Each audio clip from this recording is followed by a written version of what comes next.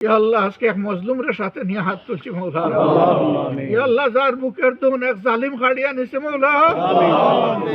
ইয়া রাব্বুল আলামিন তার বুকের মাঝে তুমি প্রশান্তি নাযিল করো। মৌলভীবাজারের কুলাউড়ার শেরপুর গ্রামে চাঞ্চল্যকর নিহত স্কুল ছাত্রী নাফিসা জান্নাত আঞ্জুমের হত্যাকারীর বিচার চাইলেন জামায়াত ইসলামীর আমির ডাক্তার শফিকুর রহমান।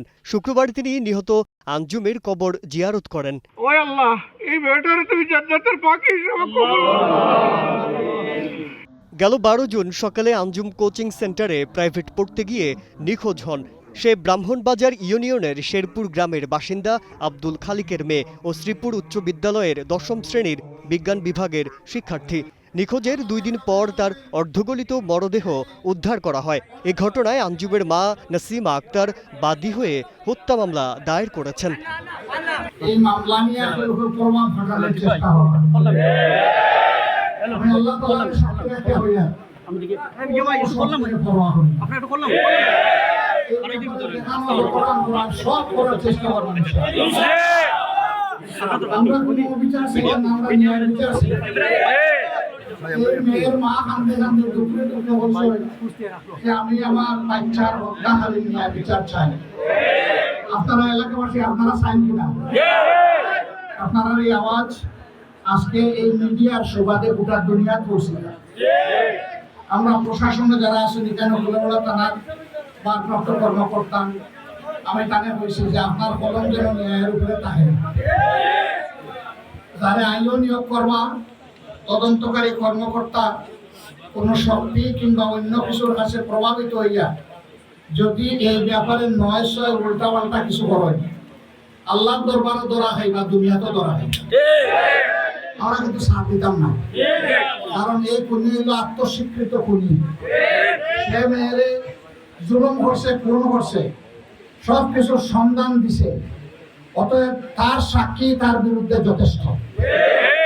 এখানে অন্য কোনো সাক্ষী থাকলেও চলবো, না থাকলেও চলবো, যেন কলম এদিক সেদিক না হয় আমরা এটা অনুরোধ জানাই গেলাম।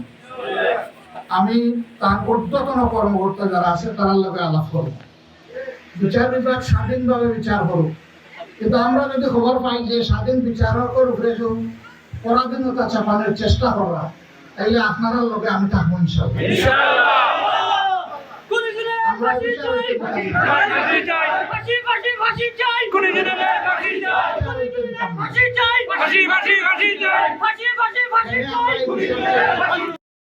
বিচার পাওয়া। 2 নম্বর হলো এত বড় জঘন্য হাস করার পরে যদি তার উপযুক্ত শাস্তি না হয়, তাইলে এই এলাকা আরো শয়তানের জন্ম হবে। আমরা চাই না আমরা এই প্রিয় এলাকার কোন সন্তান শয়তান জন্ম নেই। আমরা চাই কেন ভালো মানুষের বেশি বেশি করে দুনিয়া আগমন ঘটুক।